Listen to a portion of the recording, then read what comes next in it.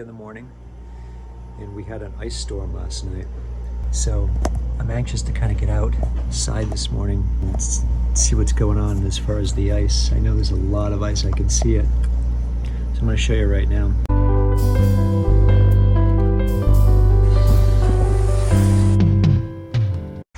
Ooh, it's brisk. If you can hear the ice cracking. Here's my grill.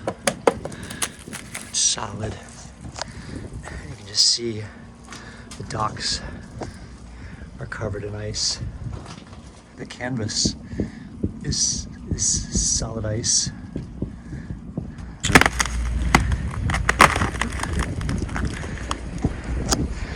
Some things I was thinking about last night as the rain was falling and freezing on the decks and the stanchions and the mast and all the lines is how much extra weight there is on the boat, on the rig. This water is very heavy, 1 gram per milliliter.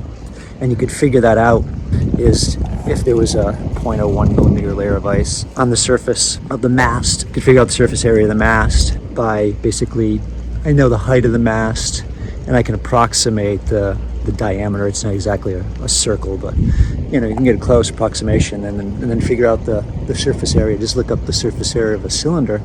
I don't think I put the sails up because I think that would put way too much weight on the rig and push the boat over. But I don't know. There are some, you know, there are a lot of people who sail higher latitudes that get this weather all the time. So it's kind of new to me. It's just a sheet of ice, as you can see. No quick movements right now. I've got 3 air conditioning / reverse heaters on the boat, luckily, and they've been running continuously. They've been doing a good job. So it keeps the boat pretty warm. But the problem is with that warm, moist air, the moisture is coming from our breath and things in the boat, that condenses on any cold surfaces. And it was condensing on the hatches last night and the portholes. I had to wipe them off from the water. So the fix for that was just get all the fans in the boat running and all the air circulation as much as I can on those surfaces. So the water would evaporate instead of condense and get mold, because that's what I would be concerned with.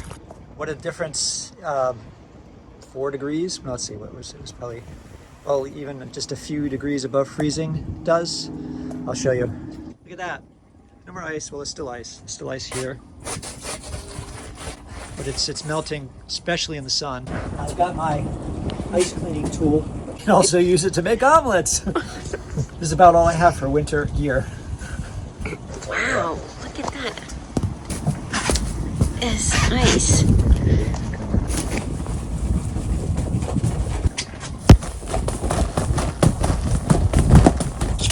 Ooh, it's dripping. Here we go, removing ice from the boat. Ice from the boat. Ice from the boat. And though this is really fun, I'm actually having a good time doing this. It's kind of fun.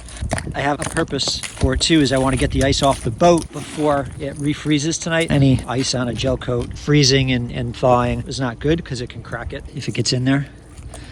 So any micro cracks in it already will just expand more. And this gel coat is in really good shape for 2001 boat.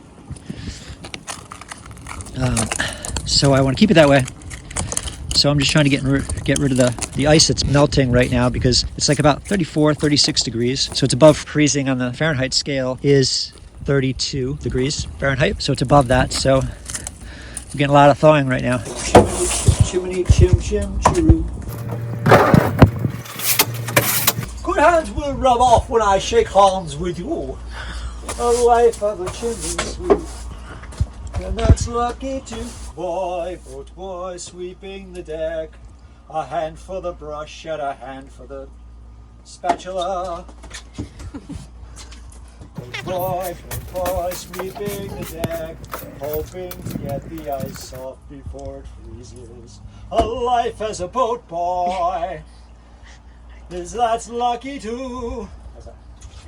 We could be in Florida, but no, we are not.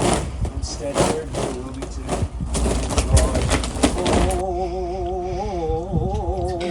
I'm Mr. Cold Miser. I'm Mr. Snow.